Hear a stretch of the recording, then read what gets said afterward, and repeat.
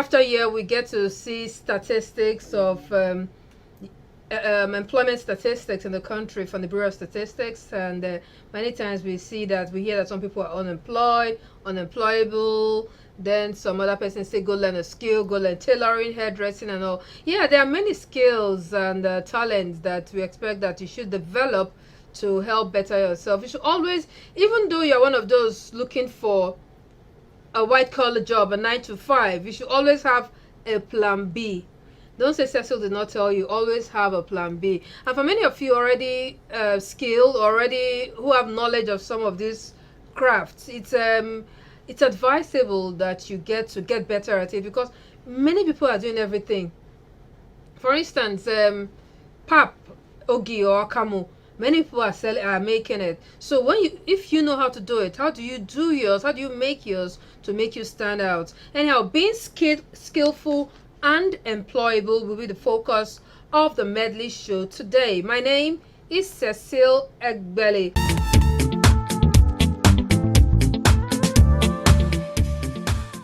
As we continue the program, we'll get to bring in a human resource consultant. I'm giving you for free, so you can get to talk to the consultant and ask her many questions on why you have gone from door to door, office to office, and you have not been employed. All right, time to meet my first guest now. My first guest is someone I really like. I like his story, especially when he first told me about it. And he's someone who has strived. It's a grass to grace story. Anyhow, I don't know how much of the grass, maybe not so much of the grass here. Anyhow, help me in welcoming a documentary photographer, and he calls himself a storyteller, Bayo Omoboriowo. Bayo, so I don't see that like serious guy. It's nice to be here, and Nice. thank you so much for inviting me on this amazing show. So let's do this. All right, let's do this. For those of you who don't know, Bayo Omoboriowo is President Buhari's personal photographer. Yes, that is to say, he takes pictures for a living. He's done it so well that the president said, "Oh no, this guy, I need him to be my personal photographer." So, what's that skill you have? What's that thing you do? What's to make you stand out that the employer will come look for you? All right, Bayo, very quickly, let's. I like your story. If I call your story a grass to gray story, am I wrong? We are not so much on the grass though. No, you can't be wrong, because that's the reality, and I'm very unapologetic or unashamed to say mine was a grass to grace story. But the most important thing is, that what I've been able to make from my lemon and how I turned it to lemonade. So yeah, because many a times when they say, "Oh, he's a photographer for the president," we'll be like, "Nah, one big man will also refer him. He's one big man's son, who gave her to the son's daughter, son, brother, sister." All right, so I know you never really started off to be a photographer. Maybe you had the passion, yeah, but you went to school and studied something in the sciences. Yeah. Tell us quickly your story. Well, I always tell people, I never had a very juicy background, but it was more about, my story was more about resilience, doggedness, and a willpower to keep going. I knew I had made a choice inside of me that I didn't want, even though I wasn't born with a silver spoon, I didn't want that to be my children's story. I wanted my children, and I tell people I was not even born with a spoon. Maybe that's what I should say. But I promised myself that I'm going to give my children, make diamond spoons for my children. And, my journey started from being on the streets and, hawking pure water on the street. And I'm proud to say it. Yeah. Yes, I did hawk pure water. Yes, I did hawk hawk pure water in Lagos. And, but there was that desire within me that I wanted to change my story. I wanted to write a new narrative, and that led me into discovering myself, discovering that I had a natural passion for photography, and then it was left to me to polish that. Was it born out of your dad's profession? Unconsciously, yes, because my father is a photographer, but I never saw it until I started asking myself, okay, what is my future? What do I want to make out of this future? I went to University of Lagos, studied pure and applied chemistry, and I finished with 4.26 CGPA. That was a very good one. Was invited to be a lecturer at University of Lagos. I had so many things that and finishing with 4.26 was out of, I needed to, I had Fs, 6 Fs in secondary school, 4 Ps and 2 C. So I said, failing in secondary school SS3. That was my result. Like, it was horrible. And I told myself going into university, that wasn't going. I wasn't going to allow that repeat itself. So a lot of time there has to be conscious effort. What decision are you making? Where are you now? Where do you want to be? And what decision are you? What steps? Conscious, precise steps are you taking to be where you want to be? So from 6 Fs to having all A's and 1 B, university, and then finish with 4.26, and my lecturer saying, you know what, this guy would have finished with, it was almost going to finish with first. As in, like, it was that decision. And the same thing coming to become a photographer as well was, you know what, I had suffered so much, and I didn't want that to repeat itself. I'm going to go straight up, and I'm going to build something for myself. And then I got to discover that I was so passionate about photography. If you wake me up at any point in time, any time of the day, give me a camera, I'm good to go. So that led me into, polishing the skill, focusing on my craft, building the kind of network, going out there when there was no penny. When did you get your first camera? 2009 or so. Where were you?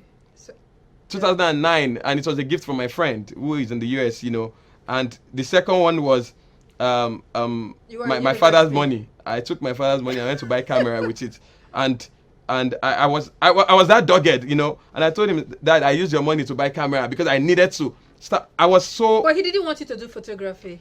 My father never wanted me to do photography because I finished so well in the university. My lecturers were inviting me to become a lecturer. That is what most of the were about, maybe top 5 in my department then.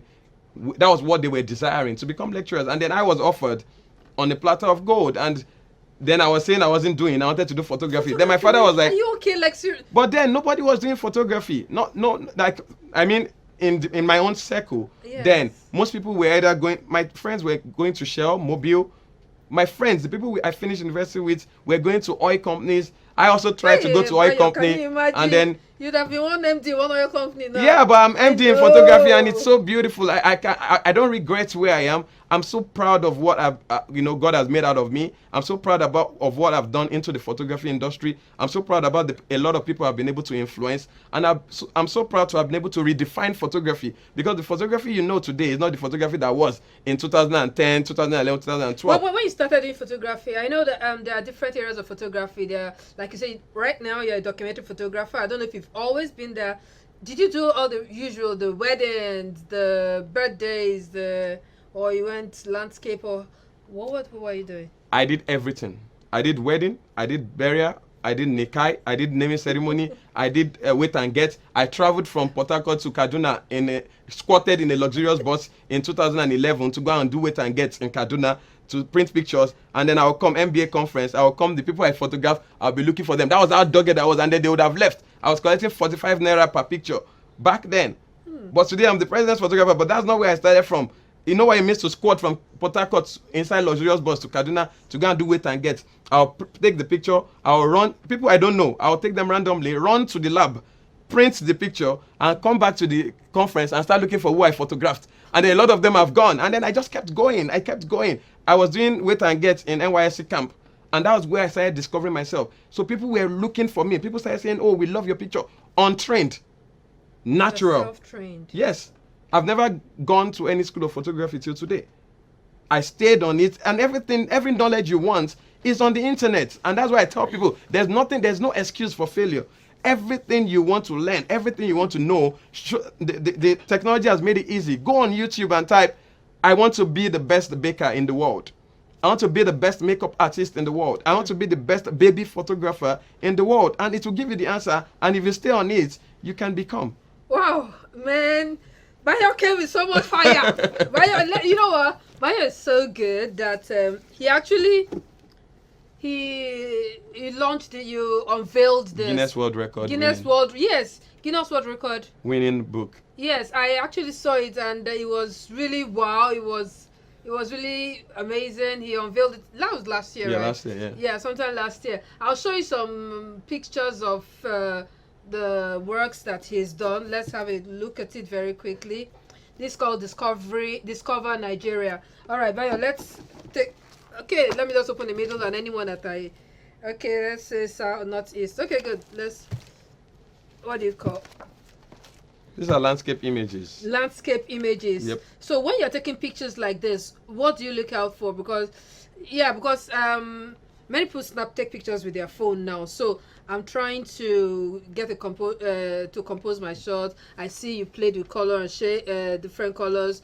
Then what's your focus? How do you take a good landscape pictures, for instance?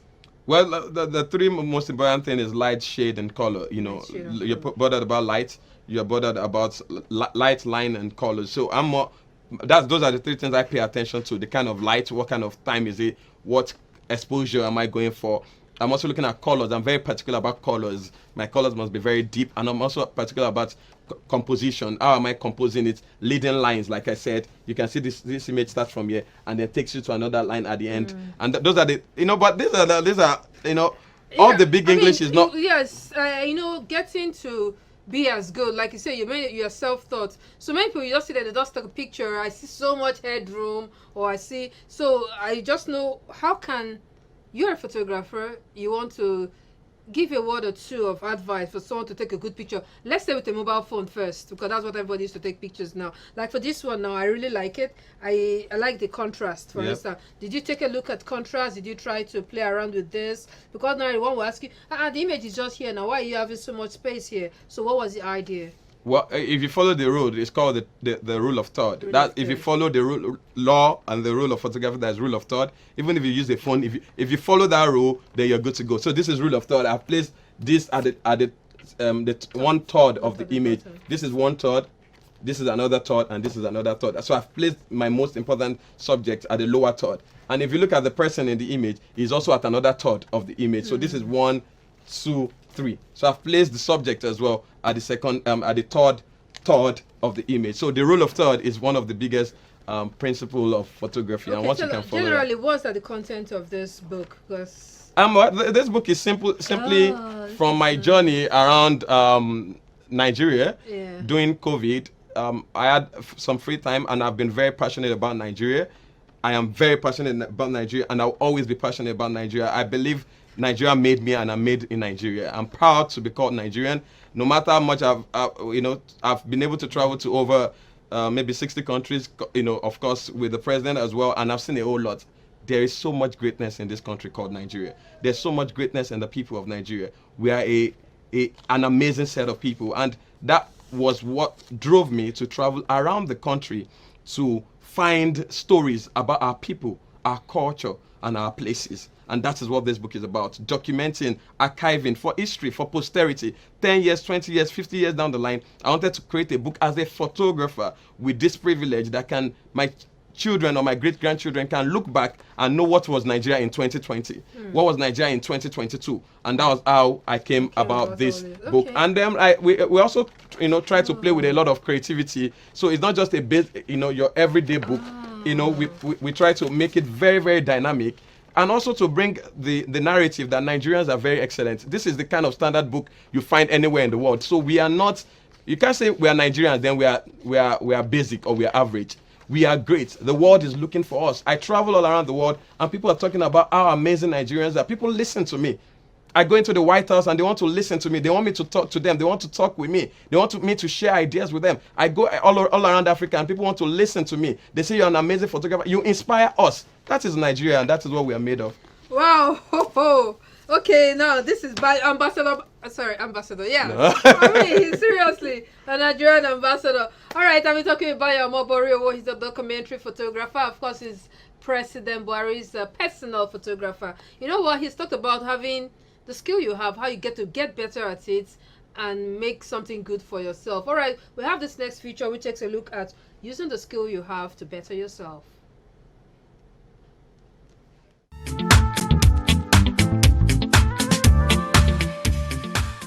We are in an age where employers want employees who have the right mix of soft skills and hard skills. Hard skills or technical skills are the specific knowledge, abilities, and expertise required to conduct a particular job successfully. Soft skills, on the other hand, are interpersonal and behavioral skills that will help you work well with other people and also develop your career. Here are some of the soft skills that employers look out for as they consider who to employ. Communication skills. Good communication skills involves active listening, verbal and non-verbal communication skills, written communication skills, visual communication skills, negotiation skills, and empathy. Leadership skills. Employers are now more concerned with hiring someone who can supervise and direct other workers. They now look out for employees who have the ability to influence, encourage, motivate, and organize other workers to actualize the company's goal and objective. Teamwork. In many jobs, organization or industry, you will be required to work in a team. Therefore, your ability to join forces and partner with others in the team to achieve a specific task or goal is key. It involves your ability to connect well with members on the team and others in other departments in joint projects. Problem solving. This involves one's ability to find a way to solve problems and move forward, the ability to think through an issue and make informed decisions. This involves preparing and taking a systematic and resourceful approach by bringing in your creativity and innovation. Problem-solving skills also relate to research, analysis, troubleshooting, resourcefulness, and critical thinking. How do you improve your soft skills? Firstly, identify what skills you want to improve on and practice it consistently. Secondly, observe other people within your organization who can excel and discover how to develop yours. Thirdly, set goals and prioritize which soft skills to improve on based on the requirements for a job or advancement in your career. Lastly, seek out resources that can enable you to get better. For example, books, blog posts, online classes, and podcasts. A popular quote says, hard skills can get you into the room, but you need soft skills to get and keep you on the job.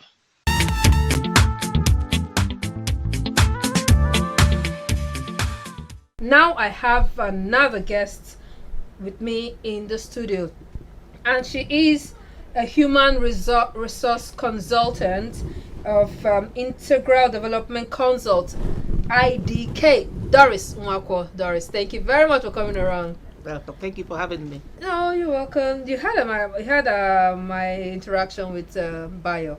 Fantastic one.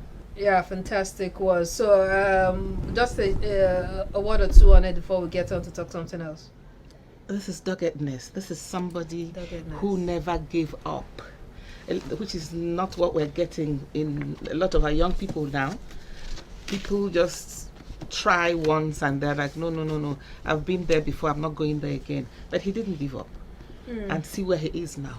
Yeah, see where he is now. You know, many times our parents want us to be doctors, engineers, and the others.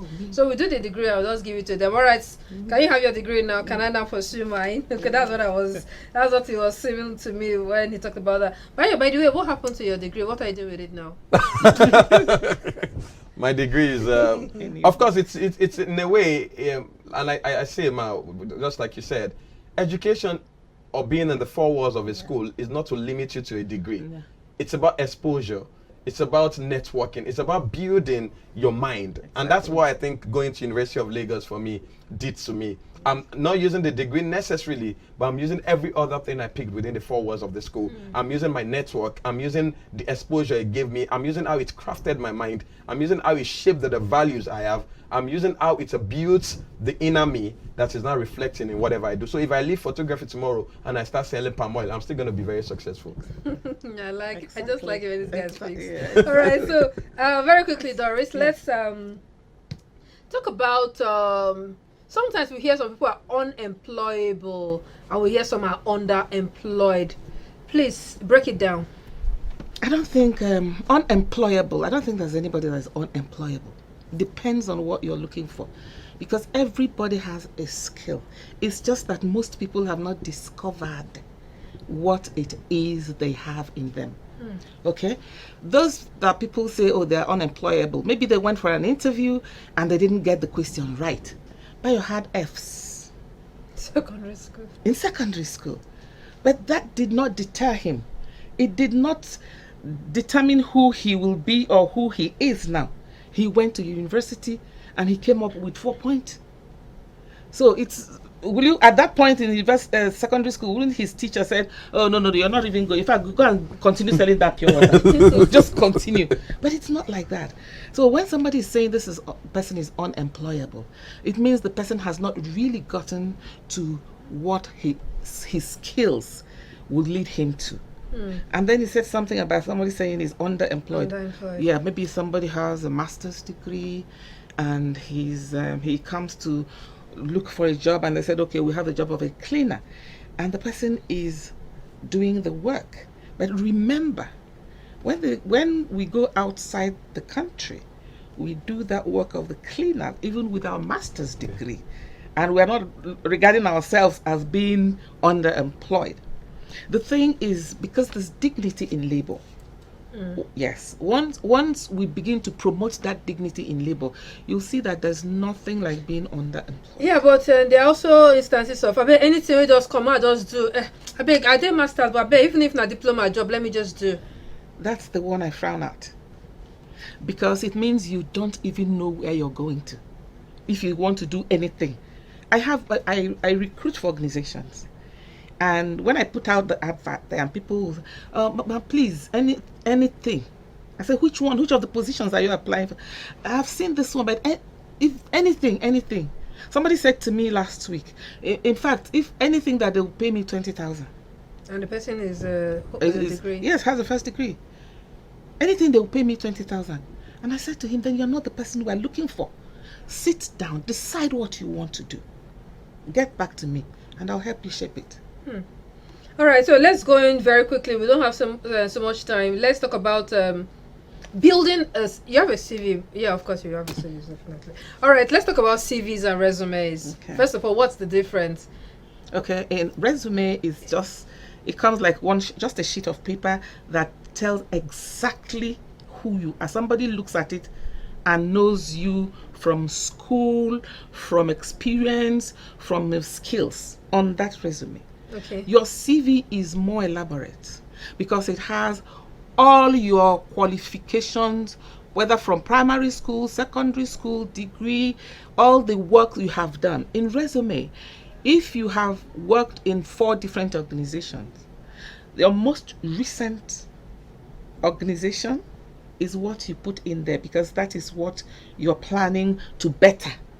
The most recent where you are now is what you're planning to better. That goes into the resume. But in CV, all of that, everything, including referees and parents. Yes. So okay. Now we'll go from building your CV. All right. So I've learned how to. Well, maybe building a CV is a whole detailed presentation. So we don't have all that time for that now. All right. Now I got my CV. You are a HR consultant. You recruit for organizations. Now tell us, what are the employers looking out for? Why is it that I've submitted my CV in 7 places or 10, 2 have called me for interview, but none have given me the job? What are they looking for? Okay, now your 2 have called you for interview. They have seen your CV, they see you are employable, so they invited you for interview. They didn't give you the job. Now, how did you present yourself at the interview? Okay, let's start from what are they looking out for? Then we can. Different organizations look out for different things. So, organization A is looking for somebody who has both hard skills and soft skills, and you have presented yourself that you have the hard skill. Okay, and there are questions they ask you in interview that leads to soft skill. Okay, somebody like asks you, oh, okay, tell us about a time you had a problem with your boss. How did you handle it? And then you come out to say, that man, very, very unapproachable. He is not a good person. You understand? Then another person comes in and another person said, oh, okay, I realized my mistake. I went up to him. I apologized. Very important. They want to know that you've apologized. You have even realized your mistake. So you see the 2 different people. You obviously know the person they're going to. So it depends on how you prepare yourself for the interview and how you answer the questions thrown to you. Yes, that's... Yeah, Bayo, I see you're concurring. You want to add something? No, because I agree with her very well. Because what she has simply said is, a lot of people have the paper CV, but they don't have the personal CV. There's the paper CV, there's the paper resume, but there's also the personal resume. When you come into the room, I'm not just checking your paper. I've read the paper, but I'm checking you. And it must be in you. Who are you as a person? So most people go and get people to help them write CV. But you can't write who you are. So when you come into the room, your aura, your spirit, your persona, who are you? When you get into the room, do I want to be with you? So I might even ignore and forget what you have on paper. But when I see you, do I want to have you? Do I want to grab you immediately? And there are people like that, they come into the room and immediately you give them the job without even checking their CV because they have the aura. Most people do so much polishing the paper without polishing the person. You need to polish yourself. How do you come into the room? What do you say? How do you speak? It's not even about phonetics. It's about what do you say? What kind of spirit comes from you? And it's not a spiritual thing. It's also about who you are in value and character. Exactly. And you cannot hide it. If it is in there, it is there. Yeah. So you need, most people, for you to be employable, you must spend time polishing yourself. All right, thank you very much. If you're just joining us, this is the Medley Show with me, Cecil. All right, just before that break, we were talking about CV. CV is very important, or maybe CV or resume. I think some organizations will ask you, send a resume, but because I don't know the difference, I'll just say to just send a CV. They don't look like so. This one doesn't even know what she's doing. Okay, now let's talk about sending the CV now. You've talked about the most recent of your Experience? Your work. Your work, yes, and education. And your education. This should be the top on your CV. Then let's go into, some will say, strength, and you know there's usually this other thing. Good, there's usually this like a summary of yourself. They'll say it is right. That's the most. They don't Is even that need to say important? it. Yes. You see, that's the first thing.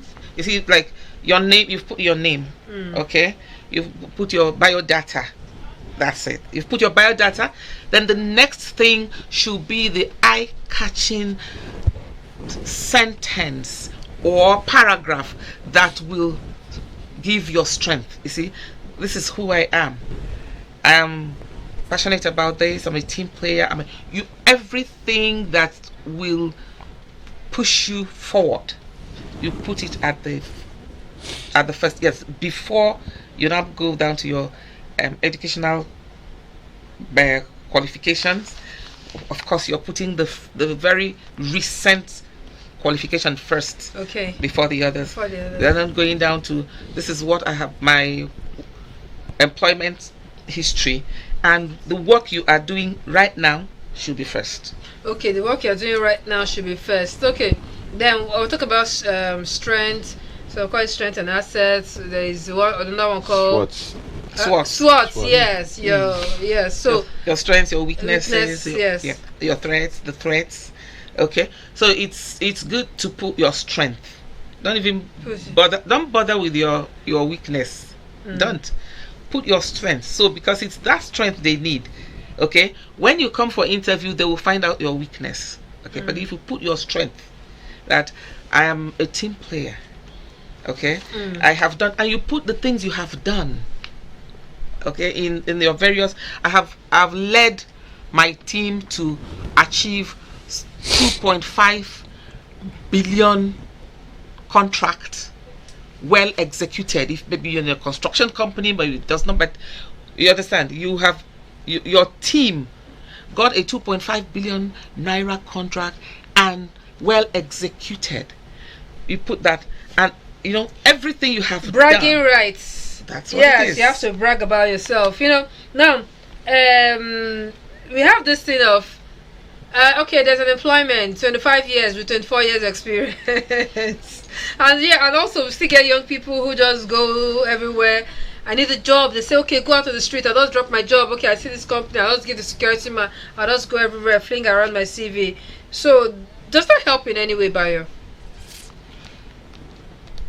It does, but it's not something I would encourage anybody to bank on, where you're just throwing things things around. Of course, there are times that you have that lucky chance where, you've cast your eggs in different baskets and all. But also, to maximize your strengths, you need to narrow down. You need to know what you're looking for. You need to know where you're looking for. You need to know what you're focusing on. But that aside, what is even more primary for me, I was talking to one of my friends recently in the UK who just got a job with KPM. She was looking for a job with KPMG, and she was asking me, she's going for the interview. This is someone that has been jobless for a while. And I told her, I said, say something others won't say. Exactly. And she got the job. She never thought KPMG in London. And she was there. I said, say what others won't say. And it's my message to anybody. Look for something, contextualize your conversation. Bring it to something that the organization will see that you are bringing value to them. So you can't be saying things generic. Sit down. If you're going into the fashion industry, what's the most recent conversation about fashion? What's the world talking about fashion? So if you're looking for a job with me, and you come and tell me from a global standpoint, how hire you? Because I know you're going to make my organization global. So if you're not going to bring me into something that makes me feel like you're coming to my organization with substance. You have quite an impressive and intimidating profile on LinkedIn. Tell us, how does LinkedIn help in any way? The world is looking at LinkedIn. The world is not looking at just because they don't know you. But LinkedIn is linked. It connects the world.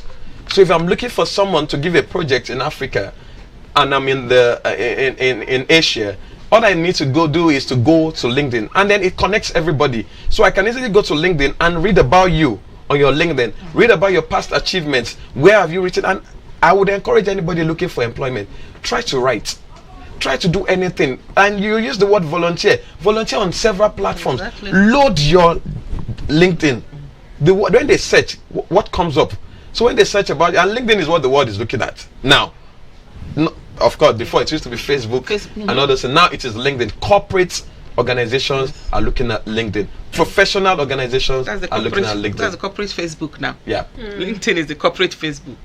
So organizations go there to look out for. So I need Hunting. to I hunt from there. hunt from there. Yes. So how do I do this? When I open the profile, I have to write my likes. My interests. Your strengths, your areas of interest. So this, when they search, they're not searching for you. Should I follow them for them to get? No, they don't need to search. If I'm looking for a professional photographer in Nigeria, I'm looking for a professional HR, like Madam is. I'm just going to type human resource in Nigeria.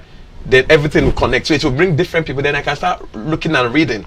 And then I find, oh, okay, this person is Cecile. And I'm like, okay, I go into her page and I begin to check her profile and see everything. Okay, has she written about human resource? I find it there because it's all there. The links to everything you've done is uploaded. The places where your people have talked about you is so it's connected, so it's linked. Everything about you is linked. Your social profile is also linked to that page. I can read everything about you, even deeper than your CV can carry from your LinkedIn. So it's more details, like a dashboard about your professional network.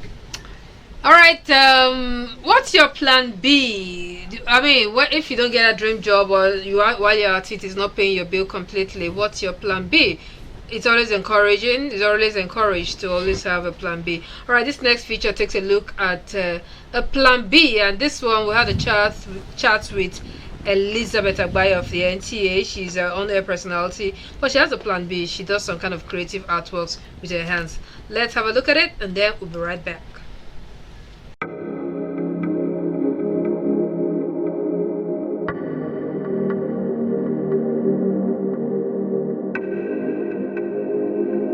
Your plan B job should be something you should do without stress, and that means it has to be your hobby. I'll give you an example. I went into a wedding banquet and we all ate, and a lot of things were gathered, including plastic spoons, and they were dumping them in a garbage bag. One of the days I got the people who were packing these things. I said, can you arrange for me to have all of those spoons? They asked me what I was doing with it. I said, nothing, I just want to use it to try out something. They gave me the spoons. On my own, I took disposable plates, and I was able to make a bouquet, out of it.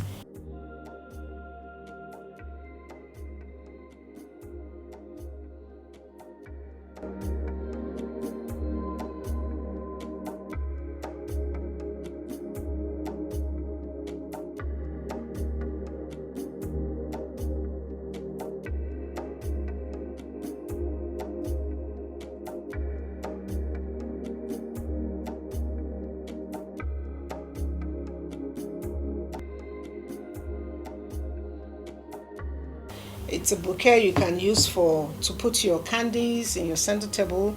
It's a bouquet you can also put maybe a glass in between and stand your candles and all of that.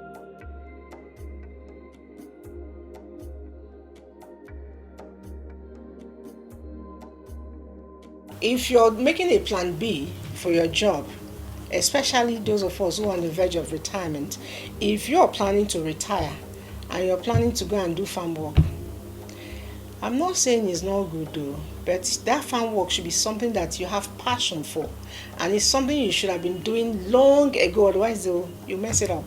If you ask me, go deep inside, check what gives you joy, check what you can do, to be more productive.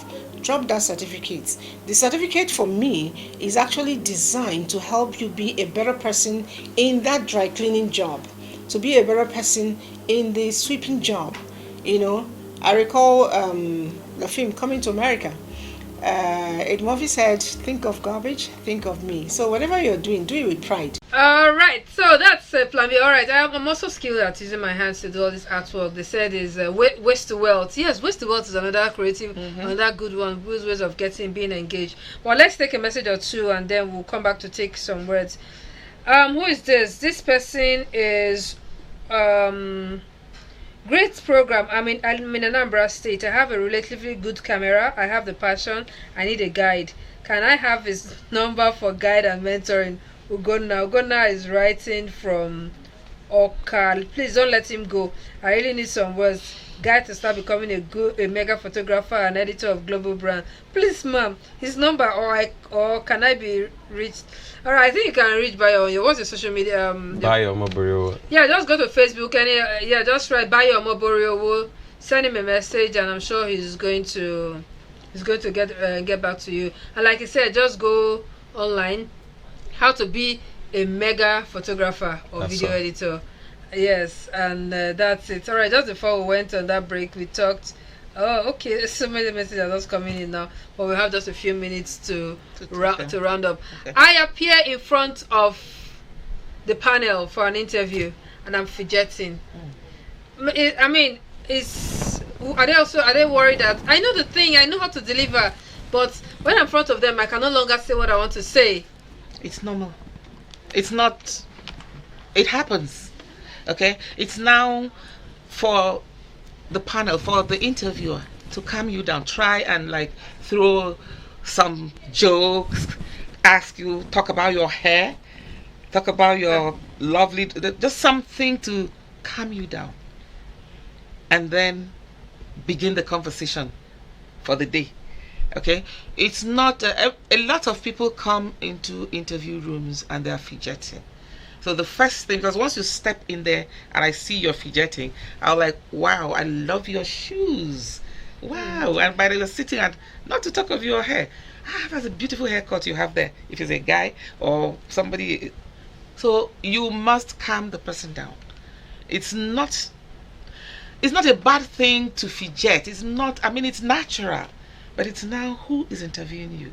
The person has to calm you down before begin talking to you. All right. If you can say it very quickly, how do I don't have experience. I supposedly don't have experience, and they need me to have some experience. Where do I gather these experiences from?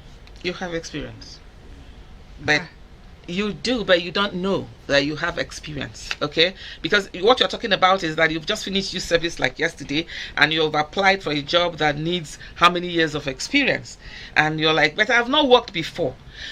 Even in your secondary school, you were a head girl.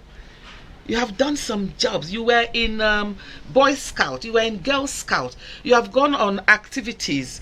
You are in dramatic society. You have led the school to win awards in Festival of Arts. Okay, these are things you put in without knowing. So. Wait. So you mean I should have my head girls? Yes. I don't know. Did you see? Yes. So it's the girls' guide too. Exactly. No, my CV is good to enter. The boys brigade. You travel. You go to you're in a Red Cross in your school, Junior Red Cross, and you've gone to clinics to practice first aid on people. You have done something. Okay. It adds at even volunteering. All right, very quickly after that, and let's take a break. I think she has said it all. You know, there's nothing. They said job experience, everything, and it also buttresses the point of volunteer. Volunteer as much as possible because it will help you during your NYSC. Don't sit down at home and say the company I am, they are not doing anything. Exactly. So I don't go. This corporate thing, self, I don't understand. My career started from NYSC professionally. It was where I discovered who I was during NYSC. So that NYSC year, don't just use it gallivanting around and say 1 year, let's misbehave. That 1 year can be your own time to build your experience. It can be 1 year of looking, even if you're teaching in a school, go somewhere else and up to your game. And you can use it as a reference point to get a better job. All right, you have so much experience, and also go do some volunteerism. You just don't know where it's going to take you. All right, let's take a quick break, and then the Medley show will continue. Another thing is that you come in because they already have your CV. They expect you to speak to the CV. If you speak to the CV, they'll know that you wrote the CV. But if somebody had written the CV for you, you wouldn't know how to speak to the CV. So maybe that's why you're not getting the job. Okay. All right. We're going to take a look at another feature now. I remember we are talking about being employable, getting skills and being employable. And I would like you to send in your contributions or your questions, and please write your name and where you're writing from. Ask your questions. We have a HR resource consultant here, and she's going to answer your question. And of course, Bayo is also here with us. All right, let's take a look at using your skill to better yourself.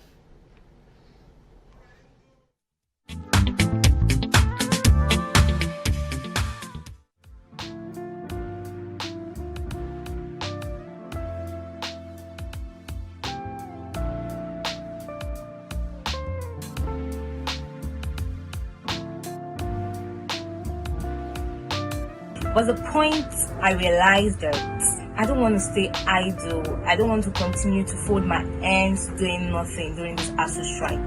ASU is on strike, and I just have to look for what to do. And that was how I started the Zobo business. My sister got this particular Zobo drink from a Zobo vendor. That was April, if I'm not mistaken. Yeah, April. And I tasted it. Tasting the drink, I thought of it, how about me producing this drink myself and then distributing it to others? Then that was a great idea. I decided to jump into it, and it was just awesome. I know that Zobo is not just local, but it's something I can actually take to a point where people begin to wonder, is this actually Zobo? Yeah, it's very possible. And that's why I got requests from people that, goodness, when we start your training, can I be your student? Please do training for us. Imagine, the thing everyone is calling local drink is what people are actually coming after. Yes, that's it. So I needed to look around my environment to create my niche. I was just intentional about everything I was doing. And I discovered that I needed to supply to those people that actually need my drinks. We're actually doing our work. I personally am doing my work. I'm actually doing what I can as a Zobo vendor, what I ought to do as a Zobo vendor to make sure it gets to my clients and there's no complaint. Okay, so if you want to start the Zobo business, you're welcome.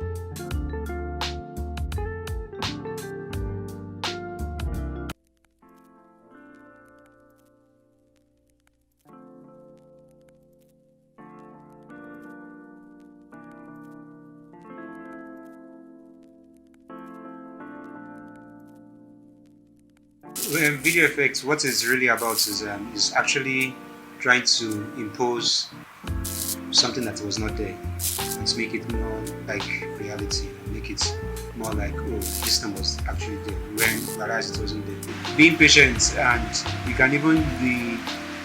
have to even stay like 3 hours just to even accomplish, or 3 to 4 hours just to even accomplish like 10 to 5 seconds of a particular effect on the video. It takes that time. Also, open your mind to creativity. You should open your mind to creativity. Don't just limit yourself to maybe what you know. So watch other things, watch what other people are doing, watch videos from other places, watch videos from TV, music videos, watch videos from even news, even on the streets, to watch things that are happening on the street. One of the things that I believe that makes me stand out is the part of adding fun and also maybe comedy into it. So I know these days the internet and the industry is saturated with different skit makers and different people creating content and creating different kind of things. So there's a part of just doing comedy in it, and when you are doing comedy in it, you're also doing something that is different. So when I mean something different, you are pushing yourself.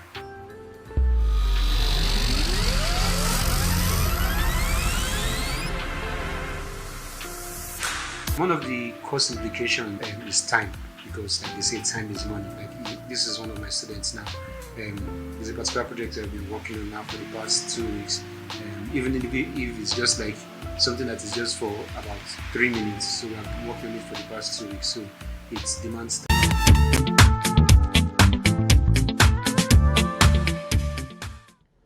All right, and those are some people who have actually used their skill. The regular, I see the Zobo lady.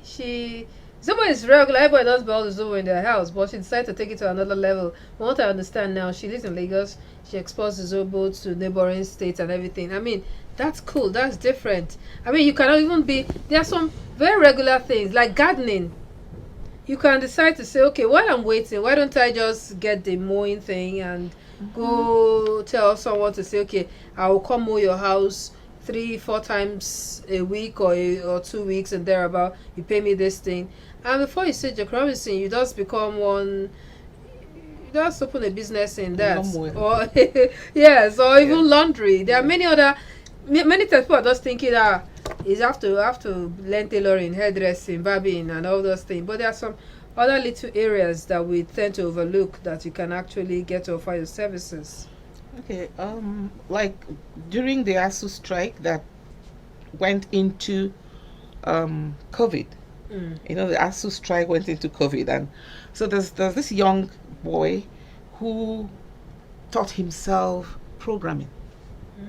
He was at home for like 15 months. He taught himself programming, and then somewhere along the line, the ASU strike continued after COVID, and his parents decided to, okay, you see, let's just let him go out of the country to school. So he went out of the country, and during the time of their induction in school, they asked them, what were people doing when the whole world was locked down? And they were particular about people that came from like Africa. So they asked him, and he said he went to read visual arts. So they asked him, and he said he taught himself programming, and they were interested. They said, okay, because everybody needs to get a second skill. So he said, you taught yourself programming, so if you're not doing visual arts, what are you going to do? And he said, programming. And the professor said, well, programming is just a tiny bit of computer science. So are you trying to tell us that you want to study computer science? He said, well, that would be nice, but I can't study computer science because I'm an art student. I didn't do any of the sciences. And I said, no, not here. Here you do what you want to do. What you don't know, we teach you.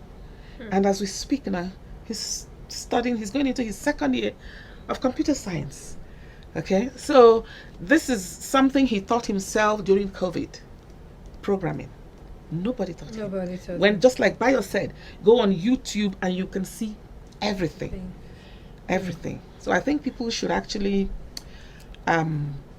take cognizance of that and inform themselves online. Now let's continue where we stop our conversation. Now I have a good CV. How do I know where to go drop the CV, and tell us how to pick it up from there? Yes, okay. You have a good CV. You have an idea where you want to work. Okay, but things have really changed. Before now, you go to offices and you drop CVs, and when those offices are ready to hire, they put up their advert, but they already have CVs. So they'll combine those, they bring in those CVs, and now those that have applied from the advert they put up. But now things have really changed. So you go online. As a matter of fact, online you'll see a lot of companies advertise online, and they put up their links online. So you send in your CV online. Okay, like for the people I hire for, those people send their CVs to my link, and then I will go through it. You see, you apply, you advertise for a position, one position, and you get 300 CVs. Okay, and for me personally, I don't discard any CV. I go through every CV, because what you're looking for might be embedded in that CV that this person did not know how to write. His skills he wrote at the end. But important thing about CVs, make sure you put the best in front. Always your best foot must be forward. Yes. Okay, wait. I know usually they write it, they say, well, after writing your name, however you want to design it, then you have educational, work experience. No, So- even if you're putting your educational, you put the most recent first. Because you have a master's degree and you're going to put your primary school first, people are tired. There are 300 and CVs to go through. So the person looks at it and said, okay, this is what I'm looking for. This is, you put your, but even if you put that, and in your work experience, the most recent experience is what you put forward. At the top. Yes. That's what you Okay. put on top. Okay, all right. So, Bayo, just take that question, then I'll take a few messages very quickly. Now, how do I have data on my phone, and I really don't have any skill. Nobody is employing me. I can't even find what to do. I don't have any talent. How can I use this to better myself? I think where you have to start from first is, who are you? You need to discover yourself first. Because you can't, if not, you go into the internet, it's full of billions of resources. You need to know what are you, narrow down yourself into something. Or are you more interested in the creatives? Are you more interested in food? Are you more interested in fashion? Then you can go. And you can put in as, go on Google. Google is the easiest. I want to become an animator. That's all. How to become the top animator in the world. I like to be that crazy. I don't play local. I want to be that crazy. So I'm looking for, how can I be the best in the world? And that's how I became a photographer that I sought, globally. Because I told myself, I said, I want to be a photographer that if I go anywhere in the world, I can fit in. And back in those days, they used to bring white foreigners to come and photograph Nigeria. Yes. That was one of my annoyances why I went into photography. Why would they bring a white man to come into Nigeria to come and tell my own story? My own Nigerian story? Where I grew up? Never. And now, you can't do it. Except if they bring him, you cannot beat it. Because I've built my skill to that level. So go online. How can I be the best makeup artist in the world? Once you go on Google, it will lead you to YouTube. It will lead you to documents.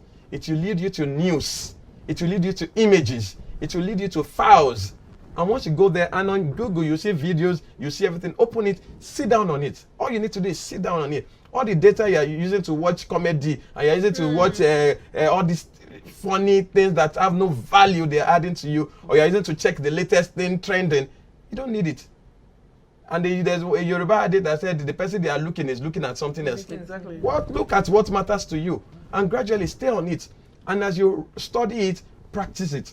Study it, practice it. You might not get it, but stay at it. And once you do that, find someone around you who is already doing those things and is successful at it. And you can keep going to meet them, because some of the equipment you need, you might not necessarily have them or own them. But if you walk up to someone, like I said, with the right persona, and you tell them, sir, I'm interested in becoming a makeup artist of global standard. If you can meet someone and say, sir, I want to become I want to become a makeup artist of global standard, and I know you are trading that path. Would you like to mentor me? Would you like to be my role model? Someone that you go and meet and you say you want to be global. You say global, this young boy you want to be global, most likely they will take you. Yeah. And before you know, you get the right equipment and you start building yourself. So what you're studying online, you begin to practice it. And then especially when you go with value, and the person can see that you're adding value to her brand, she would keep you and she will give you everything you need. And before you know, you actually become global. You know, some people will say, Bayo, they talk because Bayo's camera is worth 7 billion naira.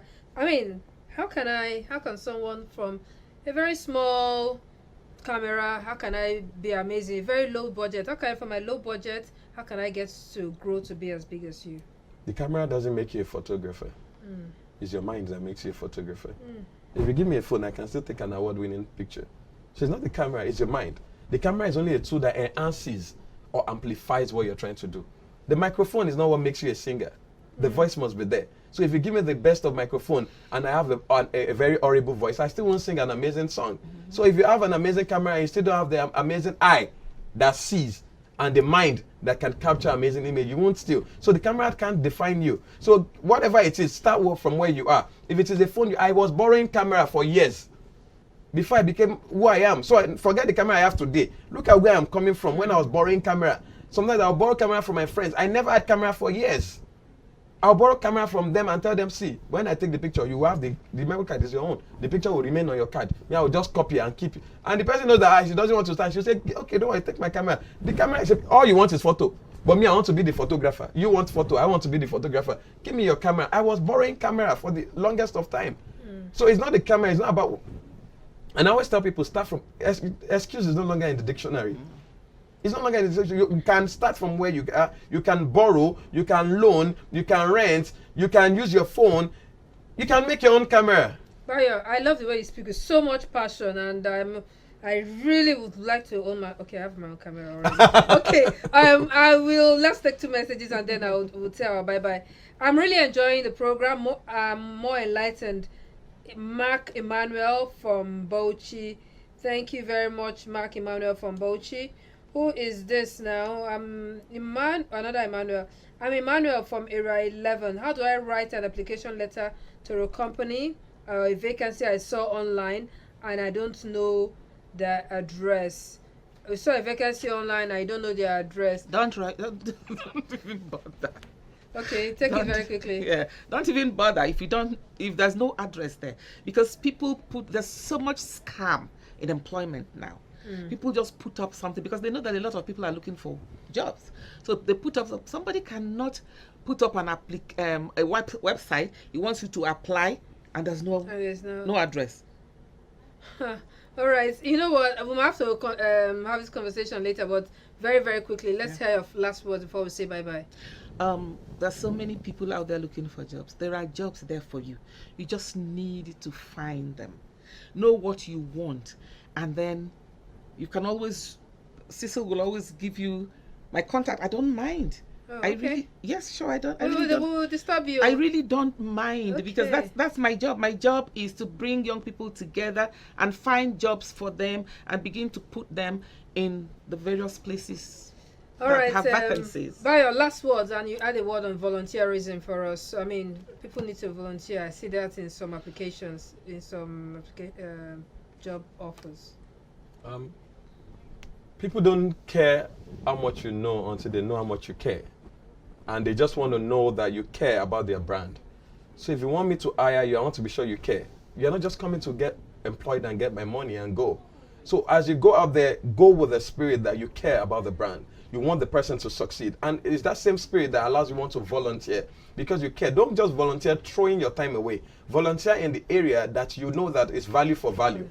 You are also getting value back in that place, because a lot of times, especially international organizations, they will only hire you because they know you volunteered. You volunteered. United Nations, if you want to get hired on United Nations, they will want to know that you've volunteered on different of their programs or you've interned. So they build so much on internship, and that's very, very valid. All right, thank you very much, and that's the end of our program for today. My name is Cecil Egbele, and I say be intentional in what you do. Thank you.